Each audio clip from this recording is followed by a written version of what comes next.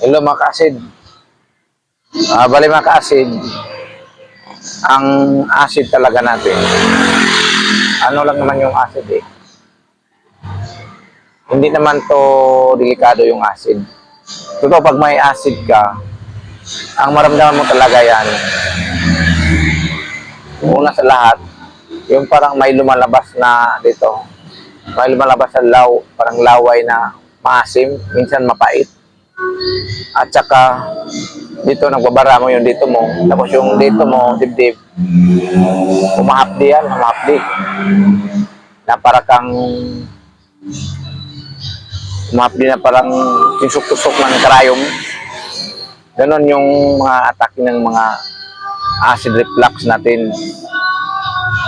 Ang nangyari kasi, kaya lumala yung acid natin, dahil sa nagkaroon na tayo ng anxiety. O isa din yun. Ang unang tamaan talaga yan, talaga yung tiyan natin na parang walang laman, na parang gutom ka na, parang mahapdi na masakit. Yung maramdaman sa tiyan natin, kasama sa acid yan. Habang tumatagal kasi yan, minsan nawawalan tayo ng gana kumain. Minsan, kahit kumakain ka, kunti lang kinakain, nabusog ka, may parang gutom. Yun ang maramdaman natin maka-acid pag may ano tayo. Pag nagkaroon ng anxiety, doon na nagkaroon na lumala na yung sakit natin. Acid reflux natin. Lumala na yung pag nagkaroon ng anxiety.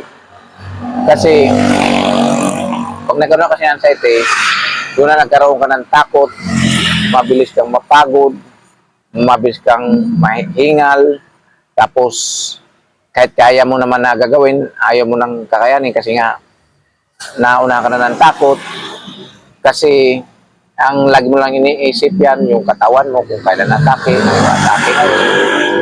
Ngayon, yun na lumala na kasi nagkaroon na tayo ng anxiety.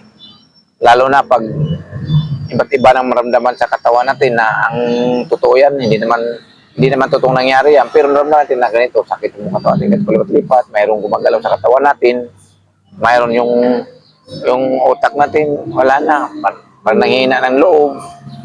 Kaya doon na tayo nagkaroon ng nawala ng gana sa buhay. Kasi acid lang yung sakit mo, lumala kasi yun dahil sa anxiety yun na naramdaman mo. Ngayon, ang mangyari kasi dyan, kailangan mo ng kausap yan. Kasi, lalo na pag baguhan ka, hindi mo kakayanin yan.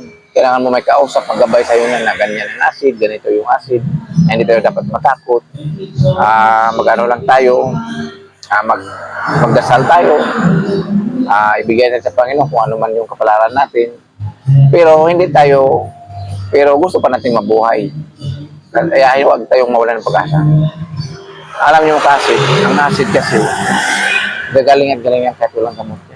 Basta sa sarili mo lang, maging matapang ka. Harapin mo yung anong nangyayari sa buhay mo. Lalo na yung acid natin na magbago ang ano natin yan, mukha yan. Kasi bigla tayong papayat yan. Ilang linggo lang, papayat ka kaagad yan. Kaya, wala na.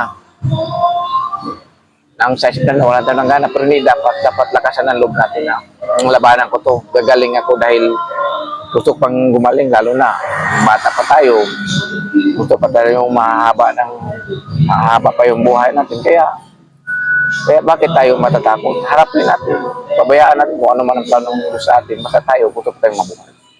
Ganun lang yun ang natin, mindset natin sa acid reflux ngayon na may anxiety. Mahirap labanan, pero dapat kakayanin natin. Hanggang dito lang mga ka-acid. Maraming salamat.